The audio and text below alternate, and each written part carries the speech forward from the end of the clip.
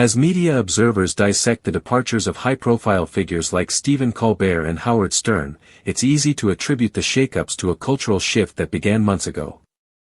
Many have taken that angle, pointing to changes in audience expectations, social trends, and political climates. But according to CBS executive George Cheeks, the reality is far simpler, and far older, than cultural blame games. It boils down to a principle anyone can understand: money matters more than prestige. Cheeks' reasoning is refreshingly blunt.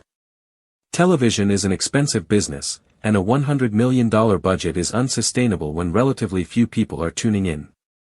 Gutfeld, for instance, operates on a shoestring compared to Colbert, yet it consistently attracts more viewers, proving that high production costs don't guarantee an audience. Colbert, in Cheeks' analogy, is running a high-end restaurant with mostly empty tables, while a leaner, more accessible competitor has a food truck with a line around the block. Ownership, then, must make practical decisions about where to allocate resources. At the end of the day, executives aren't trying to make political statements or satisfy narrow audience preferences, they are managing a business.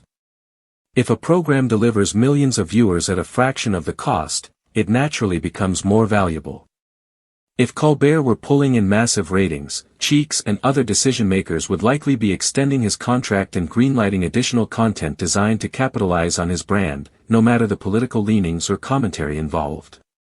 This approach explains the broader logic behind the network's choices. CBS, like any media company, exists to maximize revenue while controlling expenses. High-quality production and star power matter less than viewership numbers when it comes to sustaining a show. Advertisers pay more for large audiences, and networks, in turn, prioritize programs that deliver them efficiently.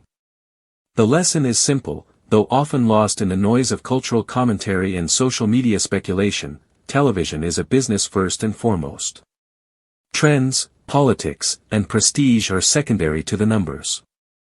Colbert's departure isn't about ideology or cultural shifts, it's about economics.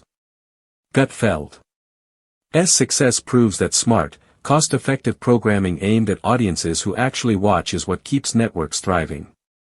Since television's invention, this principle has held true, and despite the personalities, formats, or controversies, it remains the central measure of success in entertainment.